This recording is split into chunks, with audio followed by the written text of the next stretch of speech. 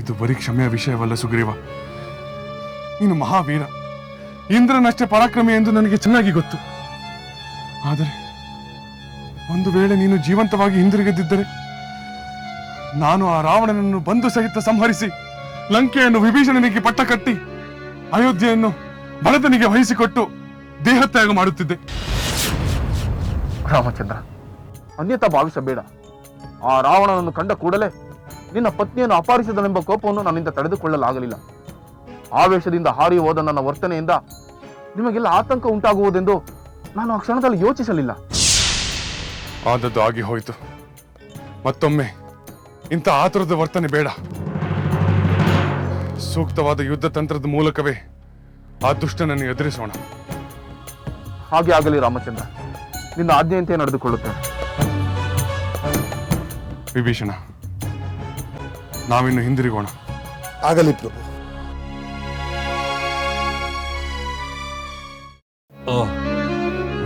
ಹಚ್ಚು. ಪ್ರಭು, ನಾನೊಬ್ಬ ಕೇವಲ ಗೂಢಾಚಾರ, ವೈದ್ಯನೂ ಅಲ್ಲ. ಸುಗ್ರೀವನಿಂದ ನಿಮ್ಮ ದೇಹದ ಮೇಲಾದ ಗಾಯಗಳಿಗೆ ಯಾವುದೋ ತೈಲವನ್ನು ತಿಕ್ಕುವುದು ಸರಿಯಲ್ಲ ಪ್ರಭು. ನಾನೇ ತೈಲವನ್ನು ತಿಕ್ಕು ಎಂದು ಹೇಳಿದರೂ ನಿನಗೇಕೆ ಅಂಜಿಕೆ? ಪ್ರಭು, ಇದರಿಂದ ನಿಮ್ಮ ನೋವು ನಿವಾರಣೆ ಆಗುವ ಬದಲು ಗಾಯಗಳು ಮತ್ತಷ್ಟು ಕೆರಳಿದರೆ ಕಷ್ಟ ಪ್ರಭು. ನಾನು ಹೇಳಿದಂತೆ ಮಾಡು. ಪ್ರಭು, ನಾನು ಈಗಲೇ ಹೋಗಿ ನಮ್ಮ ರಾಜ ವೈದ್ಯರನ್ನು ಕರೆತರಲೇ? ಬೇಡ ಬೇಡ, ರಾಜವೈದ್ಯರಿಗೆ ಈ ವಿಷಯ ತಿಳಿಯುವುದು ಬೇಡ. ಸೇವಕರಿಗಾಗಲಿ ರಾಣಿಯರಿಗಾಗಲಿ ನಾನು ಒಂದು ಕಪಿಯಿಂದ ಗಾಯಗೊಂಡೆನೆಂದು ವಿಷಯ ತಿಳಿಯುವುದು ಬೇಡ. ಅಯ್ಯೋ, ಈಗಾಗಲೇ ನಾನು ಏಕೆ ಈ ತೈಲ ತೆಗೆದುಕೊಂಡು ಹೋಗುತ್ತಿರುವೆನೆಂದು ಎಲ್ಲರಿಗೂ ಹೇಳಿಬಿಟ್ಟೆನಲ್ಲ. ಗೊತ್ತಾದರೆ ಪ್ರಭುಗಳು ಏನು ಮಾಡುತ್ತಾರೋ? ಏಕೆ ಸುಮ್ಮನಾದೆ? ತೈಲವನ್ನು ತಿಕ್ಕು.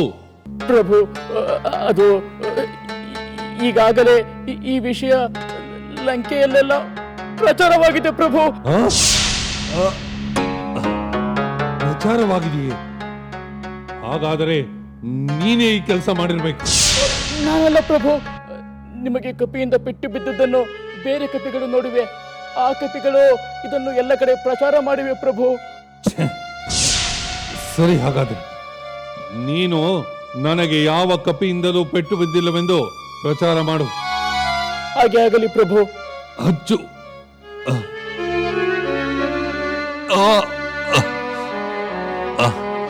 ಸರಿಯಾಗಿ ತಿಕ್ಕು. ಆಗಲಿ ಪ್ರಭು.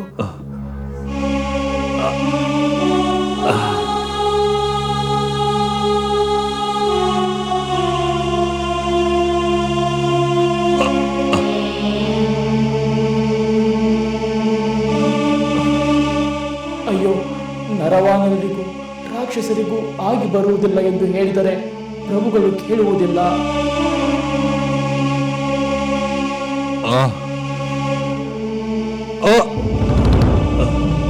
ಸರಿಯಾಗಿ ತಿಕ್ಕೋ. ಆಗಲಿ ಪ್ರಭು.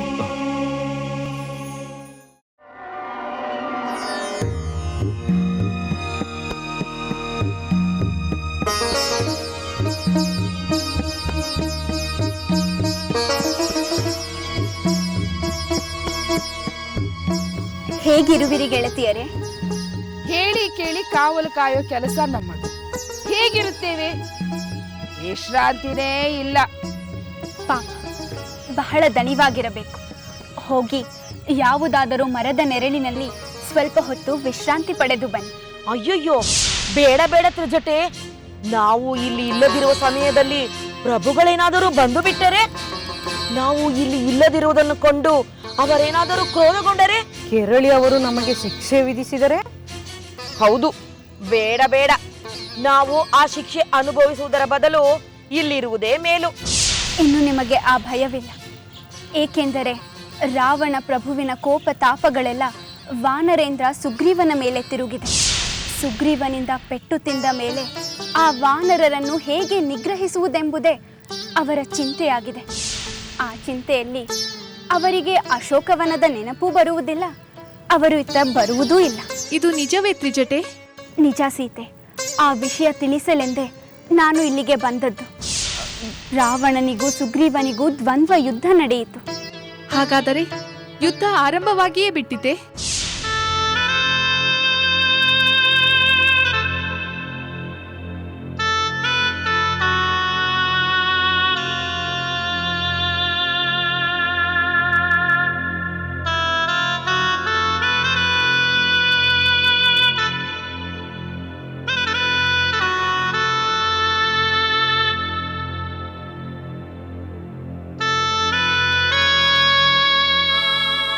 ನಾನು ಸುವೇಲ ಪರ್ವತದ ಮೇಲೆ ರಾಮ ಲಕ್ಷ್ಮಣರು ವಾನರ ವೀರರಿರುವ ಸುದ್ದಿಯನ್ನು ಹೇಳಿದ್ದರಿಂದಲೇ ರಾವಣನಿಗೂ ಸುಗ್ರೀವನಿಗೂ ಯುದ್ಧವಾಯಿತು. ಅದಕ್ಕೆ ನನಗೆ ತಕ್ಕ ಶಿಕ್ಷೆಯಾಯಿತು. ನಾನು ಇವರ ಉಪಚಾರ ಮಾಡುತ್ತಾ ಈ ಕೋಣೆಯಲ್ಲೇ ಇರುವಂತಾಯಿತು. ಛೇ, ಯಾರೋ ಬಾಗಿಲು ಬಡಿಯುತ್ತಿರುವಂತಿದೆ. ಹೌದು ಪ್ರಭು, ಯಾರೋ ತಮ್ಮನ್ನು ಕಾಣಲು ಬಂದಿರಬೇಕು. ಬೇಡ, ಅವರನ್ನು ಒಳಗೆ ಬಿಡಬೇಡ. ನಾನು ಸುಗ್ರೀವನೊಡನೆ ಹೋರಾಡಿ ಪೆಟ್ಟು ತಿಂದ ವಿಷಯ ಯಾರಿಗೂ ತಿಳಿಯಕೂಡದು. ಅವರನ್ನು ಅಲ್ಲಿಯೇ ನಿಲ್ಲಿಸಿ. ಹಾಗೆ ಆಗಲಿ ಪ್ರಭು.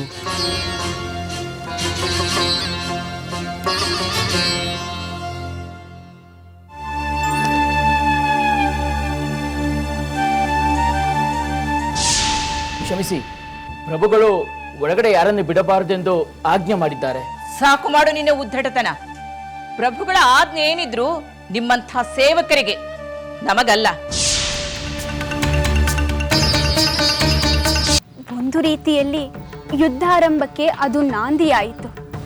ರಾಮ, ಲಕ್ಷ್ಮಣ, ಸುಗ್ರೀವ, ವಿಭೀಷಣ ಮೊದಲಾದವರು ಸುವೇಲ ಪರ್ವತದ ಮೇಲೆ ನಿಂತು ರಾವಣನ ಅರಮನೆಯತ್ತ ನೋಡುತ್ತಿರುವಾಗ ರಾವಣನನ್ನು ಕಂಡು ಆಕ್ರೋಶಗೊಂಡ ಸುಗ್ರೀವ ಹಾರಿ ಬಂದು ರಾವಣನೊಡನೆ ಹೋರಾಡಿ ಗಾಯಗೊಳಿಸಿ ಮತ್ತೆ ರಾಮನ ಬಳಿಗೆ ತೆರಳಿದನಂತೆ. ಆ ಕಪೇಶ್ವರ ಸುಗ್ರೀವನಿಗೆ ಅದೆಷ್ಟು ಧೈರ್ಯ! ನಮ್ಮ ಪ್ರಭುಗಳ ಅರಮನೆಗೆ ಬಂದು ಅವರೊಂದಿಗೆ ಹೋರಾಟ ಮಾಡಿದ್ದಾನೆಂದರೆ ಅವನು ಸಾಮಾನ್ಯನಲ್ಲ. ಹೌದು ಹೌದು, ಸಾಮಾನ್ಯನಲ್ಲ. ನಮ್ಮ ಪ್ರಭು ರಾವಣೇಶ್ವರನ ಎದುರು ನಿಲ್ಲಲು ಇಂದ್ರಾದಿ ದೇವತೆಗಳೇ ಹೆದರುತ್ತಾರೆ. ಅಂತಹುದರಲ್ಲಿ ಆ ಕಪಿರಾಜ ನಿರ್ಭಯವಾಗಿ ಬಂದು ಹೋರಾಡಿದ್ದಾನೆ ಎಂದರೆ ನಿಜವಾಗಿಯೂ ಇದು ಅದ್ಭುತವೇ ಸರಿ. ಇನ್ನು ನಮ್ಮ ಪ್ರಭುಗಳು ಸುಮ್ಮನಿರುವುದಿಲ್ಲ, ಬೇಗನೆ ಯುದ್ಧ ಆರಂಭಿಸುತ್ತಾರೆ.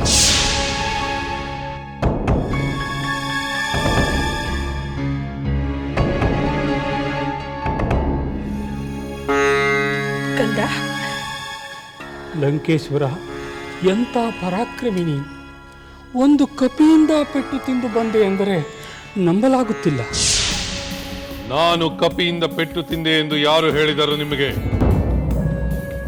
ರಾವಣ, ನಿನಗೂ ಸುಗ್ರೀವನಿಗೂ ದ್ವಂದ್ವ ಯುದ್ಧವಾದ ವಿಷಯ, ಬಹಳ ಹೊತ್ತು ಕಾದಾಡಿದ ವಿಷಯ, ಸುಗ್ರೀವನಿಂದ ನೀನು ಪೆಟ್ಟು ತಿಂದ ವಿಷಯ ಲಂಕೆಯಲ್ಲಿ ಎಲ್ಲರಿಗೂ ಗೊತ್ತಿದೆ. ಅಂದ ಮೇಲೆ ನಮಗೆ ತಿಳಿಯುವುದಿಲ್ಲವೇ? ಸ್ವಾಮಿ ಸ್ವಾಮಿ, ಎಲ್ಲಿ ಎಲ್ಲಿ ಪೆಟ್ಟಾಗಿದೆ? ನಾನು ನಿಮಗೆ ಉಪಚಾರ ಮಾಡುತ್ತೇನೆ. ಸಾಕು ಸಾಕು ಮಾಡಿ ನಿಮ್ಮ ಅಸಂಬದ್ಧ ಪ್ರಲಾಪವನ್ನು. ಏ ರಾವಣನನ್ನು ಏನೆಂದು ತಿಳಿದುಕೊಂಡಿರಿ? ಸಾವಿರಾರು ವರ್ಷಗಳ ಕಾಲ ಪರಶಿವನ ಕೈಲಾಸದಡಿ ನನ್ನ ಕೈ ಸಿಲುಕಿಕೊಂಡಿರುವಾಗ ನಾನು ಯಾರ ಉಪಚಾರವನ್ನು ಪಡೆದಿಲ್ಲ. ನನ್ನ 10 ತಲೆಗಳನ್ನು ಒಂದಾದ ಮೇಲೊಂದು ಕತ್ತರಿಸಿ ಪರಶಿವನಿಗೆ ಅರ್ಪಿಸಿದಾಗಲೂ ನೋವೇನೆಂದು ತಿಳಿಯದವನು ಈ ರಾವಣ. ಅಂದ ಮೇಲೆ ಒಂದು ಚಪಲ ಬುದ್ಧಿಯ ಕಪಿ ನನ್ನ ಮೇಲೆ ಆಕ್ರಮಣ ಮಾಡಿದಾಗ ನಾನು ಅದನ್ನು ಹೊಡೆದೋಡಿಸಿದೆ ಎಂಬ ಸತ್ಯವನ್ನು ತಿಳಿಯದೆ ನಾನೇ ಪೆಟ್ಟು ತಿಂದೆ ಎಂದು ಹೇಳುವ ನಿಮಗೇನು ಹೇಳಬೇಕು? ದಶಕಂಠ, ಅದು ನಿಜವಾದರೆ ನಮಗೂ ಸಂತೋಷ. ಇದು ಅಭೇದ್ಯವಾದ ಲಂಕೆ. ಆದರೆ ವಾನರ ರಾಜ ಸುಗ್ರೀವ ಏಕಾಂಗಿಯಾಗಿ ನಿನ್ನ ಅರಮನೆಗೆ ಬಂದಿದ್ದಾನೆ ಅಂದ ಮೇಲೆ ಇದು ಸಾಧಾರಣವಾದ ವಿಷಯವಲ್ಲ. ರಾವಣ, ಅವನು ಕಪಿಯಾದರೂ ಅರಮನೆಗೆ ನುಗ್ಗಿ ನಿನ್ನ ಜೊತೆ ಯುದ್ಧ ಮಾಡಿದ ಧೈರ್ಯವನ್ನು ನೋಡಿದರೆ ಅವನು ಸಾಮಾನ್ಯನಲ್ಲ ಎಂದು ನನಗೆ ಅನಿಸುತ್ತದೆ. ಅಂದು ಆ ಹನುಮಂತ ಬಂದು ಲಂಕಾದಹನ ಮಾಡಿ ಸಾಕು ಸಾಕು. ನನ್ನವರಾಗಿ ನನ್ನೆದುರೇ ನಿಂತು ನನ್ನನ್ನು ಕಡೆಗಣಿಸಿ ಶತ್ರುವನ್ನು ಹೊಗಳುತ್ತಿರುವ ನೀವು ಯಾರೋ ನನ್ನ ಕಣ್ಣ ಮುಂದೆ ನಿಲ್ಲಬೇಡಿ. ಹೊರಟು ಹೋಗಿ ಇಲ್ಲಿಂದ. ಶತ್ರುವಿನ ಗುಣಗಾನವನ್ನು ನಾನು ಸಹಿಸುವುದಿಲ್ಲ. ದಶಕಂಠ, ನಾವೇನು ನಿನ್ನ ಶತ್ರುಗಳೇ? ನಿನ್ನ ಶತ್ರುಗಳನ್ನು ಗುಣಗಾನ ಮಾಡುತ್ತಿಲ್ಲ. ಶತ್ರುಗಳಿಂದ ನಿನಗೆ ಅಪಾಯ ಒದಗಬಾರದೆಂದು ಎಚ್ಚರಿಕೆ ಹೇಳ್ತಿದ್ದೆ. ಕಂದ, ರಾವಣ, ನಾವೆಲ್ಲ ನಿನ್ನ ಶ್ರೇಯೋಭಿಲಾಷಿಗಳು. ನಿನ್ನ ವೈಭವ, ಈ ಲಂಕೆಯ ವೈಭವ ಶಾಶ್ವತವಾಗಿ ಉಳಿಯಬೇಕು ಎಂದು ಬಯಸುವವರು. ಸುಗ್ರೀವನ ಜೊತೆ ನೀನು ಯುದ್ಧ ಮಾಡಿದ ವಿಷಯ ಕೇಳಿ ಆತಂಕದಿಂದ ನಾವು ಓಡೋಡಿ ಬಂದೆವು. ಪ್ರಭು, ನಿಮಗೆ ಅಪಾಯ ಒದಗಿದರೆ ನಾವು ಸಂತೋಷವಾಗಿರಲು ಸಾಧ್ಯವೇ? ದಯವಿಟ್ಟು ನಮಗೆಲ್ಲ ನಿಮ್ಮ ಮೇಲಿರುವ ಪ್ರೀತಿಯನ್ನು ಅರ್ಥ ಮಾಡಿಕೊಳ್ಳಿ. ಅಸಹಾಯಕ ಪಾಮರರಂತೆ ಸಲ್ಲದ ವಿಚಾರಗಳನ್ನು ತಲೆಯಲ್ಲಿ ತುಂಬಿಕೊಂಡು ಅವಿವೇಕಿಯಂತೆ ವರ್ತಿಸುವುದನ್ನು ನಿಲ್ಲಿಸಿ. ದೇವಾದಿ ದೇವತೆಗಳನ್ನೇ ದಿಕ್ಕೆಟ್ಟು ಓಡುವಂತೆ ಮಾಡಿದ ಈ ರಾವಣನಿಗೆ ಒಂದು ಯಕ್ಕಶ್ಚಿತ್ ಕಪಿಯಿಂದ ತೊಂದರೆ ಬರುವುದೆಂದು ಬೆದರುವ ನಿಮ್ಮ ಮೂರ್ಖತನಕ್ಕೆ ಏನೆಂದು ಹೇಳಬೇಕು? ರಾವಣ ರಾವಣ, ಇಲ್ಲೇ ನೀನು ತಪ್ಪು ಮಾಡುತ್ತಿರುವುದು. ಇಂದ್ರಾದಿ ದೇವತೆಗಳಾಗ್ಲಿ, ರಾಕ್ಷಸರಾಗ್ಲಿ, ಗಂಧರ್ವರಾಗ್ಲಿ ನಿನ್ನ ಮೇಲೆ ಯುದ್ಧಕ್ಕೆ ಬಂದಿದ್ದರೆ ನಾವು ಈ ರೀತಿ ಆತಂಕ ಪಡುತ್ತಿರಲಿಲ್ಲ. ಹೌದು ದಶಕಂಠ, ದೇವ ದಾನವ ಗಂಧರ್ವರಿಂದಲೂ ನಿನಗೆ ಪರಾಜಯವಿಲ್ಲವೆಂಬ ವರವನ್ನು ಬ್ರಹ್ಮ ನೀಡಿದ್ದಾನೆ. ಆದರೆ ಯಾರನ್ನು ನೀನು ಅಲ್ಪರೆಂದು ಭಾವಿಸಿರುವೆಯೋ ಆ ನರವಾನರರಿಂದಲೇ ನಿನಗೆ ಅಪಾಯ ಸಂಭವಿಸಬಹುದೆಂಬುದೇ ನಮ್ಮ ಚಿಂತೆ. ಅಂದರೆ ಏನು ನಿಮ್ಮ ಮಾತಿನ ಅರ್ಥ? ಪರಾಜಯದ ಸಂಖ್ಯೆ ಇದ್ದ ಕಡೆ ಯುದ್ಧ ಬೇಡವೆಂಬುದೇ ನನ್ನ ಮಾತಿನ ಅರ್ಥ. ಸಾಧ್ಯವಿಲ್ಲ, ಅದು ಎಂದಿಗೂ ಸಾಧ್ಯವಿಲ್ಲ. ಯುದ್ಧ ಎಂದಿಗೂ ನಿಲ್ಲುವುದಿಲ್ಲ. ಒಂದು ವೇಳೆ ಆ ನರವಾನರರು ನನಗೆ ಹೆದರಿ ಯುದ್ಧ ಬೇಡವೆಂದರೂ ನಾನು ಮಾತ್ರ ಅವರನ್ನು ಬಿಡುವುದಿಲ್ಲ. ನಾನು ರಾಕ್ಷಸರಾಜನಾದ ರಾವಣ ಅಪಮಾನಕ್ಕೆ ತಕ್ಕ ಸೇಡು ತೀರಿಸಿಕೊಳ್ಳದೆ ಬಿಡುವುದಿಲ್ಲ. ಆ ಕಪಿಯು ನನ್ನ ಅರಮನೆಗೆ ಬಂದು ನನ್ನನ್ನು ಅಪಮಾನ ಮಾಡಿದೆ. ಅವನನ್ನು, ಅವನ ಸೈನ್ಯವನ್ನು ನಿರ್ನಾಮ ಮಾಡುತ್ತೇನೆ. ನನ್ನ ಲಂಕೆಯನ್ನು ದಹಿಸಿದ ಆ ಹನುಮಂತನನ್ನು ನನ್ನ ಕ್ರೋಧಾಗ್ನಿಯಿಂದ ಸುಟ್ಟು ಭಸ್ಮ ಮಾಡುತ್ತೇನೆ. ಆ ನರವಾನರ ಒಂದು ಪಿಳ್ಳೆಯೂ ಉಳಿಯಬಾರದು. ಇದು ನನ್ನ ಪ್ರತಿಜ್ಞೆ, ಈ ರಾವಣೇಶ್ವರನ ಪ್ರತಿಜ್ಞೆ. ಕಂದ ರಾವಣ,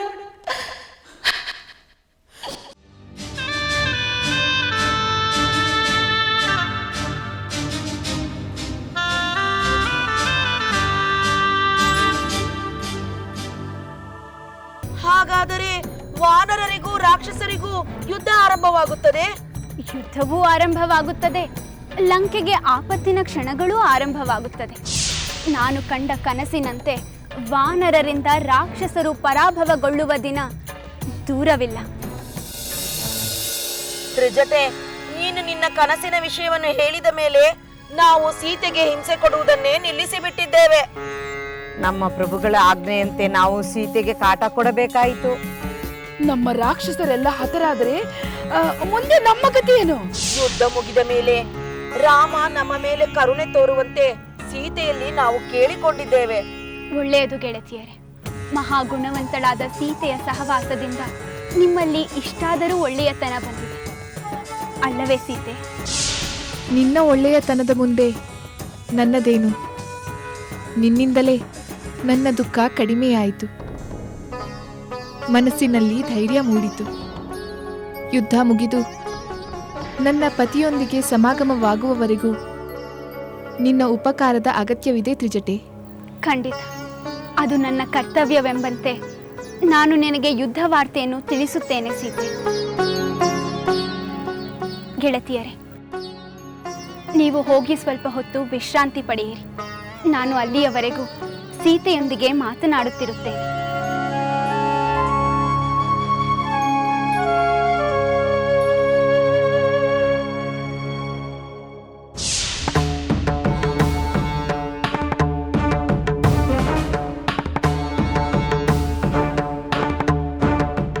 ಲಕ್ಷ್ಮಣ,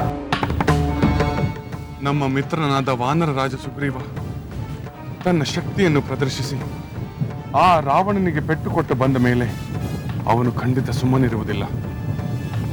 ನಾವು ಯಾವುದೇ ಕ್ಷಣದಲ್ಲಿ ಆಕ್ರಮಣ ಮಾಡಬಹುದೆಂದು ಅವನು ತನ್ನ ಸಿದ್ಧತೆಗಳನ್ನು ಆರಂಭಿಸಿರುತ್ತಾನೆ. ನಾವು ತಡ ಮಾಡಬಾರದು.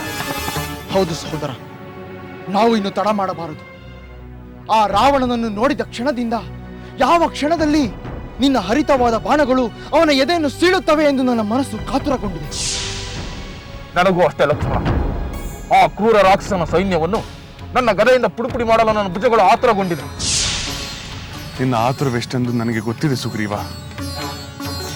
ಆ ರಾವಣನನ್ನು ಕಂಡ ಕೂಡಲೇ ಹಿಂದೆ ಮುಂದೆ ನೋಡದೆ ಅವನೆಡೆಗೆ ಹಾರಿ ಹೋಗಿದಾಗಲೇ ಅದು ನನಗೆ ಅರ್ಥವಾಯಿತು.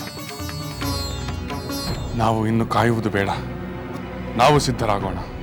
ರಾಮಚಂದ್ರ, ಲಂಕಾಪಟ್ಟಣದ ಆಕ್ರಮಣಕ್ಕೆ ತಕ್ಕ ವ್ಯೂಹ ರಚನೆ ನೀನು ಹೇಳಿದರೆ ಅದರಂತೆ ನಾವು ಸಿದ್ಧರಾಗುತ್ತೇವೆ. ಯಾವ ಯಾವ ವಾನರ ವೀರರು ಯಾವ ಯಾವ ದಿಕ್ಕಿನಿಂದ ಲಂಕೆಯ ಮೇಲೆ ಆಕ್ರಮಣ ಮಾಡಬೇಕೆಂದು ನಾನು ಮೊದಲೇ ಹೇಳಿದ್ದೇನೆ. ಜೊತೆಗೆ ಲಂಕೆಯ ವಿನಾಶವನ್ನು ಸೂಚಿಸುವ ಶಕುನಗಳು ಪ್ರಕೃತಿಯಲ್ಲಿ ಕಾಣುತ್ತಿವೆ. ನೋಡಿ ನೋಡಿ ಮಿತ್ರರೇ, ಬಿರುಗಾಳಿ ಬೀಸುತ್ತಿದೆ, ಭೂಮಿ ಕಂಪಿಸುತ್ತಿದೆ, ಅಮಂಗಳಕರವಾದ ಮೃಗ ಪಕ್ಷಿಗಳ ಚೀತ್ಕಾರ ಕೇಳಿಸುತ್ತಿದೆ. ಇದೆಲ್ಲವೂ ಲಂಕೆಯ ವಿನಾಶದ ಮುನ್ಸೂಚನೆ ಅಂತಿವೆ. ಹೌದು ಸಹೋದರ, ಸಮುದ್ರದ ತೆರೆಗಳು ಉಕ್ಕುತ್ತಿವೆ. ವಾನರ ರಾಕ್ಷಸರ ಘನಘೋರವಾದ ಯುದ್ಧದಿಂದ ಲಂಕೆಯ ನೆಲವೆಲ್ಲ ರಕ್ತದಿಂದ ನೆನೆದು ಹೋಗುತ್ತದೆ. ನಾವು ಈ ಕೂಡಲೇ ಲಂಕಾ ನಗರದ ಮೇಲೆ ಆಕ್ರಮಣ ಮಾಡೋಣ.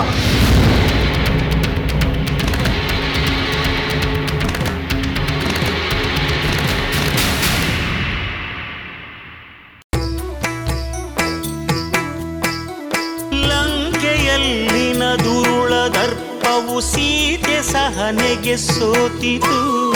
ಅಂಕೆ ಇರದ ಅಸುರ ಕುಲವು ರಾಮ ಬಾಣಕ್ಕೆ ಅಡಗಿತು. ದೂರವಿರಲಿ ಸನಿಹವಿರಲಿ ರಾಮ ಹೃದಯ ನಿವಾಸಿನಿ. ಯುಗವು ಯುಗವು ಸಾಗಲಿ ಅಕಳಂಕ ಪ್ರೇಮ ಪ್ರಬೋಧಿನಿ.